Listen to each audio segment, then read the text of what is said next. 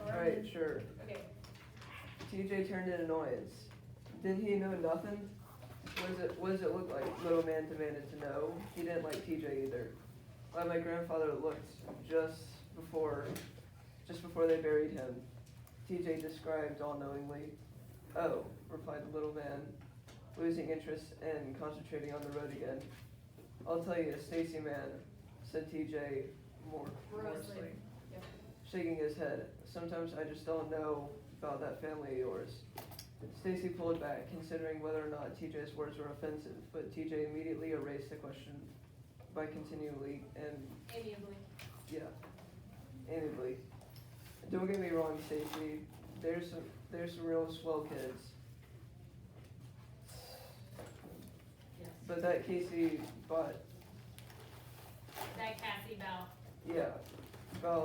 got me with this morning. Good, I said.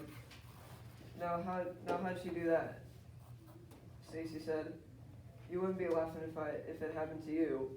She told your mom about me going up to the Wallace store dancing room, and Miss Logan told Mama.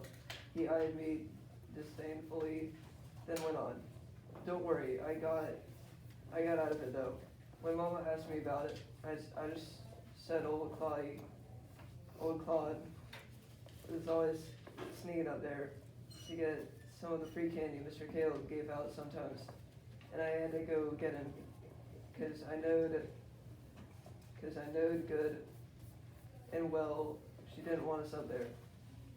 Boy did he get it, TJ laughed. Mama about wore him out. I stared Go ahead. I stared quiet at Claude. You let him do that? I exclaimed, but Claude only smiled in the sickly way of his, and I knew that he was more afraid of TJ than of his mother. Okay, yeah. So what is a place that TJ has gone, but he was not supposed to go to? Lily? Like the dance suite? Okay, yeah, what is it called? The dance Wallace store? The Wallace store. Okay, so he says there is dancing, so, well, I don't know, dance floor. How much did you What rate? is that store? So think of it as kind of like a general store. So if you're in backwoods Mississippi at this time, you're probably not going to have malls and Targets. Okay, so this general store is probably going to supply a lot of the goods you need. Who owns the Wallace store? Mr. Wallace. Mr. Wallace. Okay, Mr. Wallace. But what kind of family would own the Wallace? Probably like a wealthy family. Oh, probably a white farm family. Okay. Why would TJ's mom not want them to go here? Because then they're just gonna get like, it's just gonna be racism. Yeah, we don't know yet what these people are like, but if they're not very kind, they could also maybe do harm to people like TJ, who's a young boy, in the time of segregation. Pearson. Can I read that? Yes, you can. Hold on, there's something else I want to add. Okay, and then Mr. Caleb. Do we know anything about Mr. Caleb? Yeah. I don't think we do. He gives out free candy. Yep, okay, we know he gives out. He has a white man. Thank you, free candy. He's a person. Okay. Wow. Why is it dance floor? Sorry. Yeah, I don't get the dance. I'm not sure either. So you can dance. Obviously. Who does TJ blame this situation on? Wow. Yes. Okay, go ahead, Pearson. Can I read? Again, little man glanced up, and I could see his dislike for TJ growing. Friendly Christopher John glared at TJ, and putting his short arm around Claude's shoulder said, "Come on, Claude, let's go on ahead."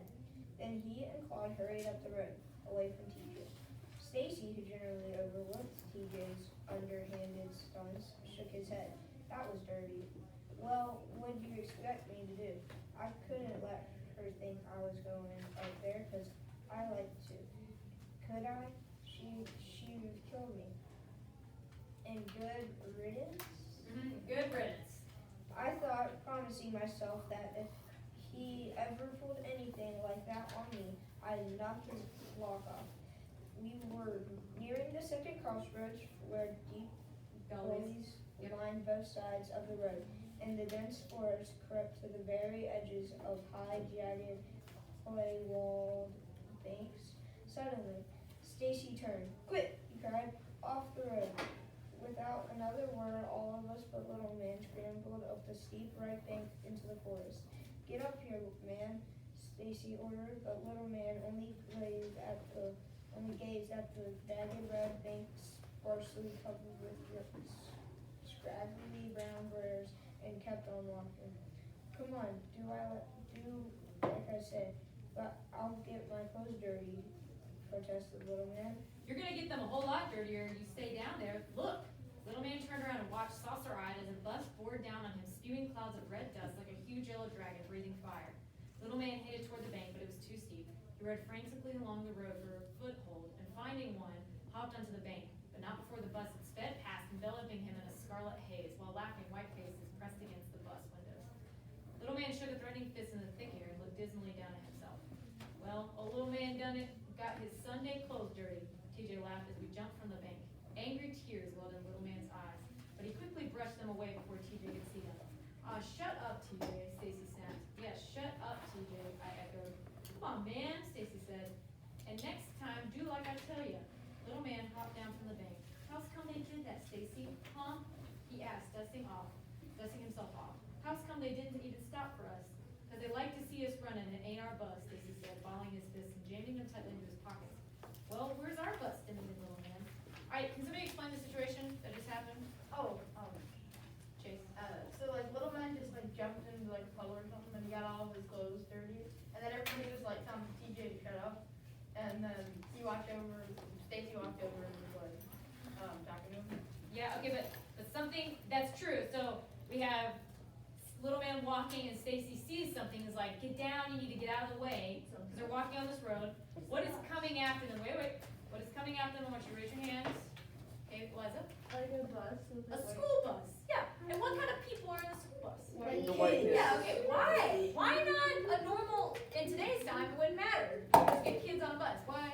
No, because they still had racism. They I don't know if they had it.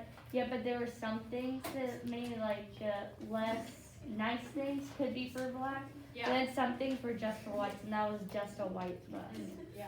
It's blue face. Okay, Kirsten, you have a question. Why are they going to school on Sunday? Oh, okay, they're not, but that is a good church. point. They're wearing their Sunday best. It was a school Why? bus. Why are they wearing their Sunday best? It's the first day of school. It's the first day of school. Okay, do you think they have lots of nice clothes? No, they have. That's why they have one outfit that would be good for church. This is only nice clothes. So they called it, and that was more common, I would think, in this time period. They had Sunday best because you wear nicer clothes. Now we just wear probably jeans and a top. But in that time, you had your Sunday best. It was your nice clothes, and you always would call it that and keep it nice and So clean. why are they going to school? Because they're only nice outfits. So there's Sunday best. Like, for example, a normal family, you'd have Sunday best. You might have a nice flower dress. For them, it's like, we got one dress, and I've worn it since I was super young. I mean, not me, but in this story. So the quote Sunday best would be like their nice clothes. For school? Yeah, their first day of school. Why are they going What would they use? This It would be year? their time period. It's Sunday clothes. It's clothes they wear. What would they usually wear to school? Wait, It's nice clothes. Sunday clothes is a What'd you say, different- Rose? What would they usually wear? Oh my god. No, they're wearing their Sunday clothes. Then Church you're is on Sunday. yeah, okay, Pearson, I think you're getting too hung up on the time I don't period. get that. Okay, it doesn't matter. It doesn't matter. They're wearing All right. nice clothes on a Tuesday, Okay, and they call the nice clothes Sunday clothes. That's how this is. But they're calling it Sunday. Alright, we're moving on. You're saying it's Sunday. Alright, Maddie Kelly. Sunday clothes are technically just church clothes.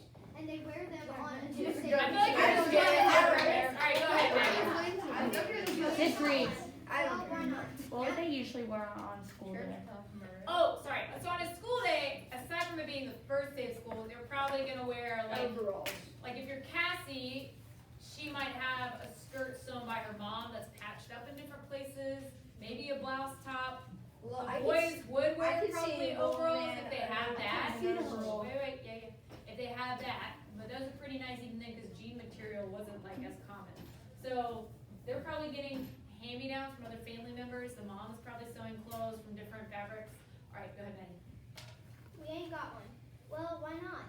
Ask Mama, Stacy replied, as a tow-headed boy, barefooted and pale, came running down the forest path toward us. The boy quickly caught up and fell in stride with Stacy and TJ. Hey, Stacy, he said shyly. Hey, Jeremy, Stacy said. There was an awkward silence. Y'all just starting school today? Yeah, replied Stacy. I wish ours was just starting, said Jeremy. Ours been going since the end of August. Jeremy's eyes were a whitewashed blue, and they seemed to weep when he spoke. Yeah, said Stacy again. Jeremy kicked the dust briskly and looked toward the north. He was a strange boy. Ever since I had begun school, he had walked with us as far as the crossroads in the morning, and met us there in the afternoon. He was often ridiculed by the other children at his school, and had shown up more than once with his wide red. What?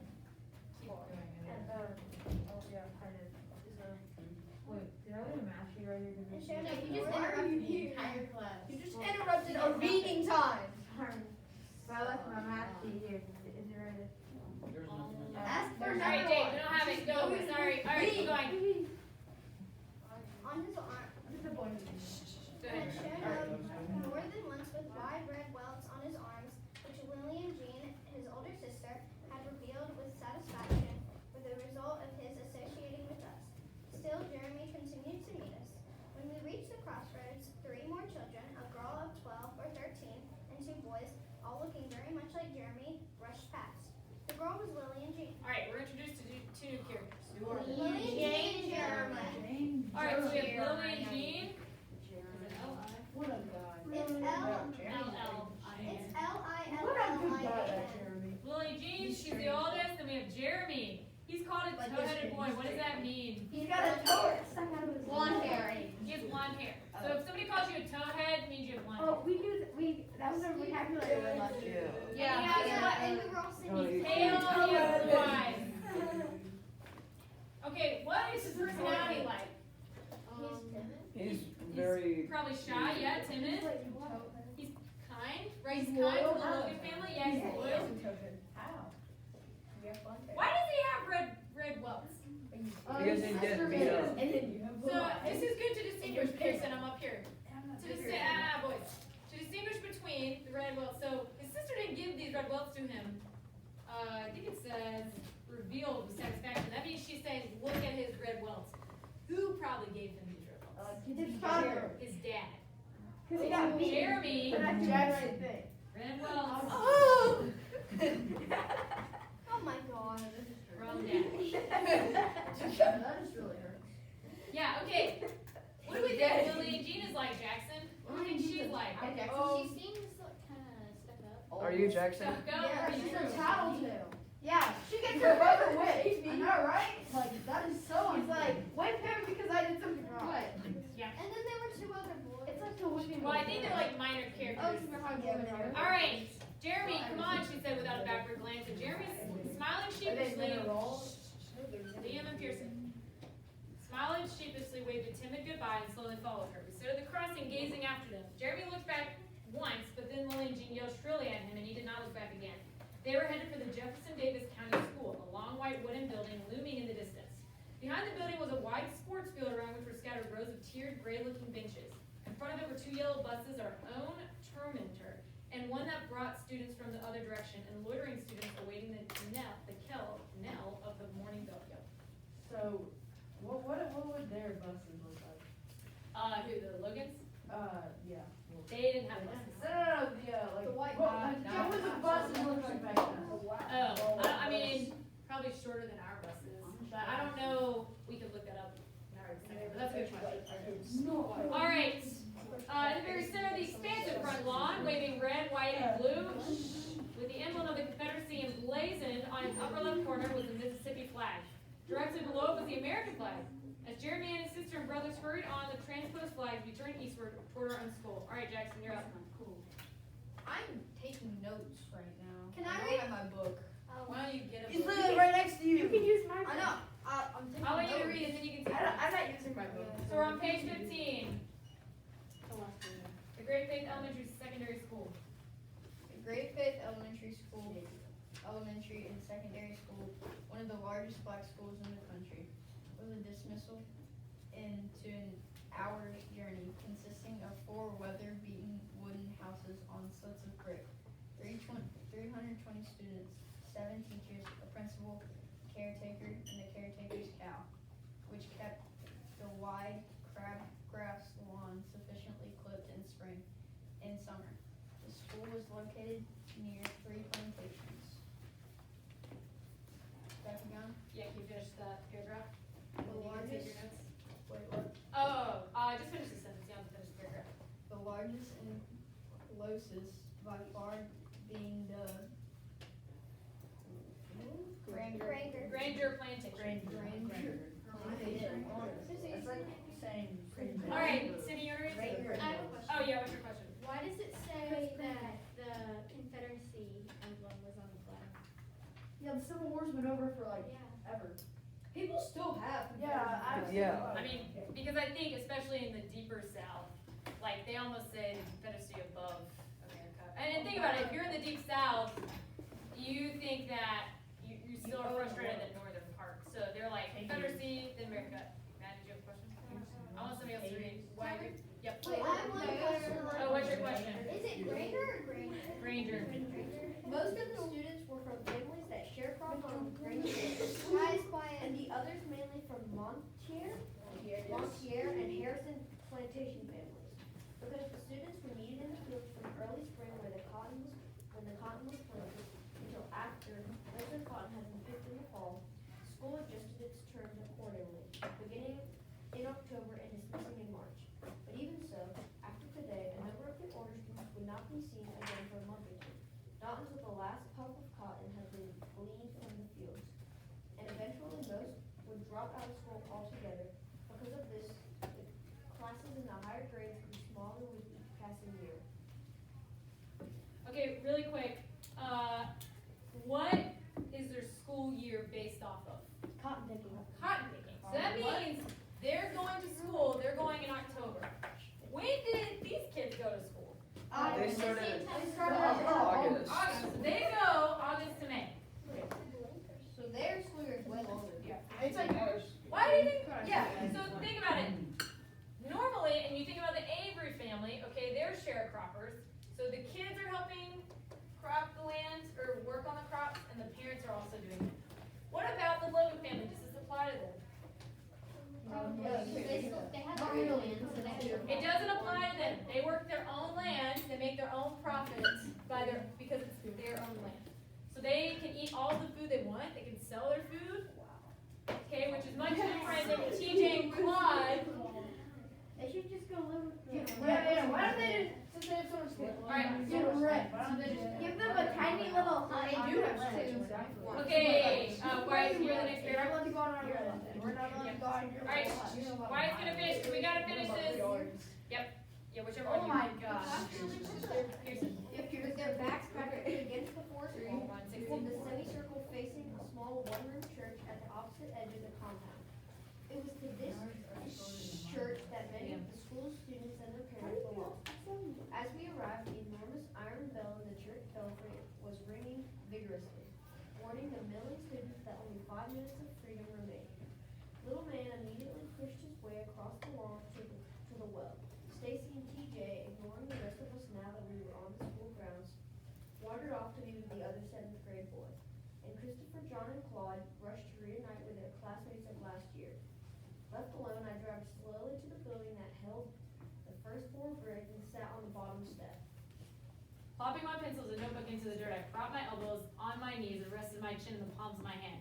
Hey, Cassie, said Mary Lou Welliver, the principal's daughter, as she flounced by in a new yellow dress. Hey, yourself, I said, scowling so ferociously that she kept on walking. I stared after her a moment, noting that she would have on a new dress. Certainly no one else did. Patches on faded pants and dresses abounded on boys and girls come so recently from the heat of the cotton fields. Girls stood awkwardly, afraid to sit, and boys pulled restlessly at starched, high-button collars.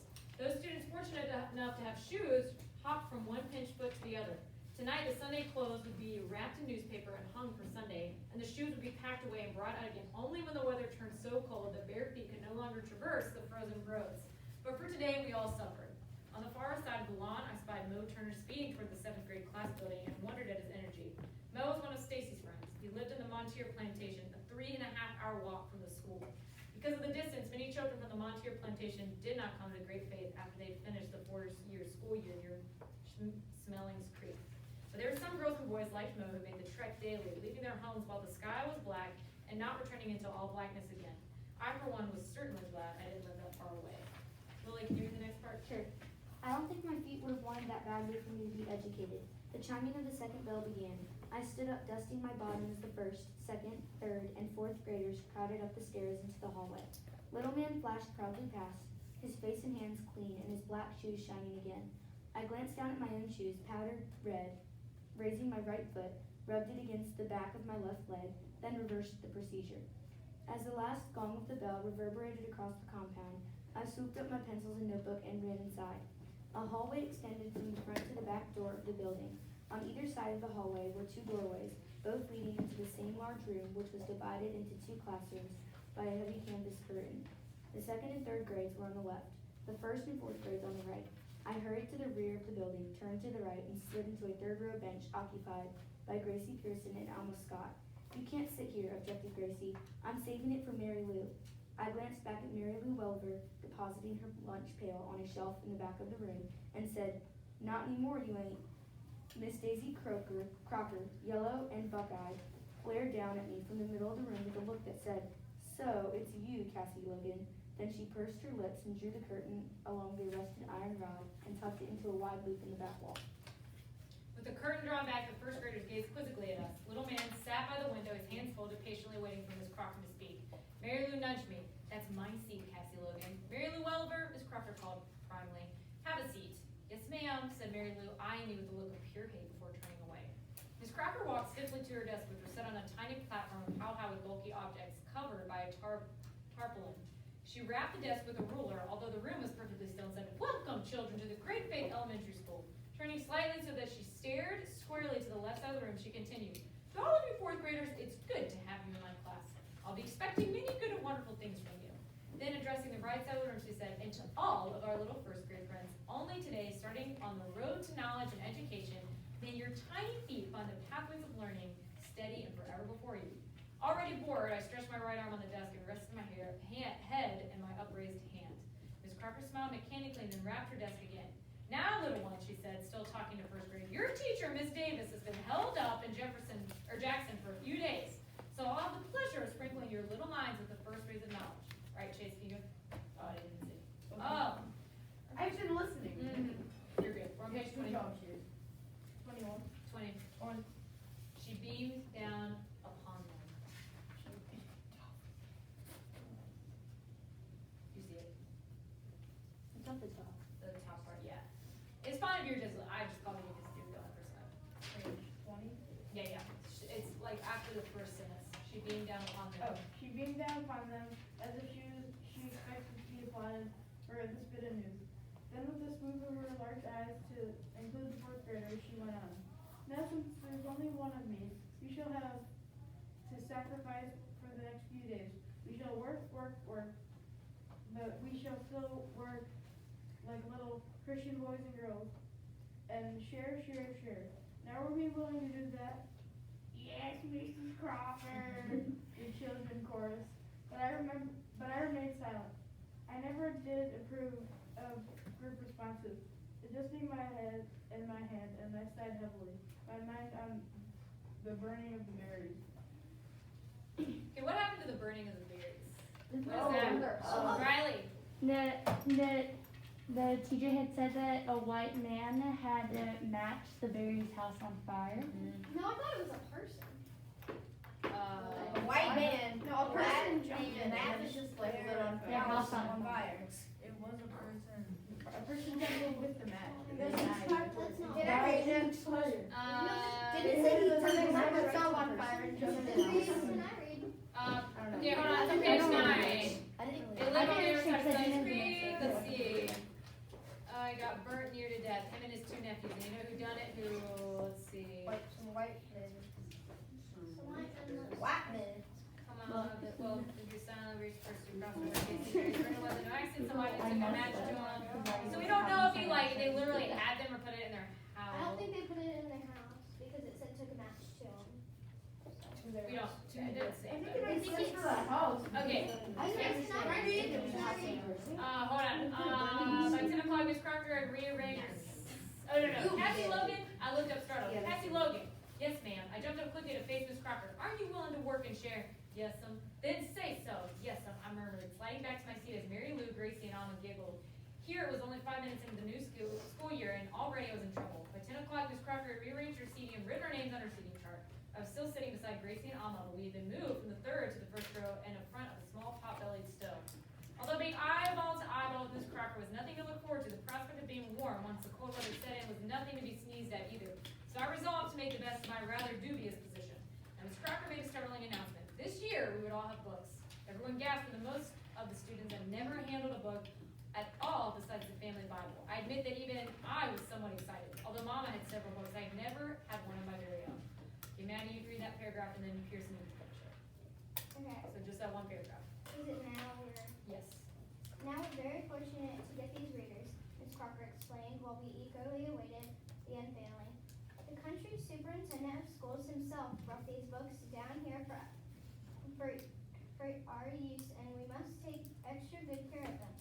She moved toward her desk. So let's all promise that we'll take the best care possible of these new books. She stared down, expecting our response. All right, all together, let's repeat. We promise to take good care of our new books. She looked sharply at me as she spoke. We promise to take good care of our new All right, books. Pearson. Fine. Miss Crocker beamed, then proudly threw back the tarpaulin. Sitting so close to the desk, I could see that the covers of the books, a motley red, were badly worn, and that the gray edges of the pages had been marred by pencils, crayons, and ink. My anticipation at having my own book as to a sinking disappointment. Okay, we're stopping there. Why is it a big deal that they get these books? And why would they not have these books already? Okay, so Lily? Since their school's like poor, Yes. they don't have a lot of like school supplies, so they never had their own book. So it's surprising that they got their own book this year. Yes. Okay, where do I think these books will come from? Old white Oh, school. wait, raise your hand, raise your hand, raise your hand. Sydney? Probably like an old white school. Yeah. Perhaps. Yeah, they don't have the delegates. Miss Reed. Yeah. No, was there not a difference in the payment for the teachers who taught at a white school and the teachers who taught at a black school? Oh, for sure. For sure. At a black school, are they all black teachers? Yes. Wait, so are Hold on. Do I are stop? Mary Lou, Gracie, and Alma, are they just like bullies? Yeah, they're kind of mean, but Cassie also doesn't seem. Oh yeah, you can stop that off. She does seem logical. She doesn't. Yeah, Cassie in fact seems to kind of insinuate some of these things. Yeah, it's not like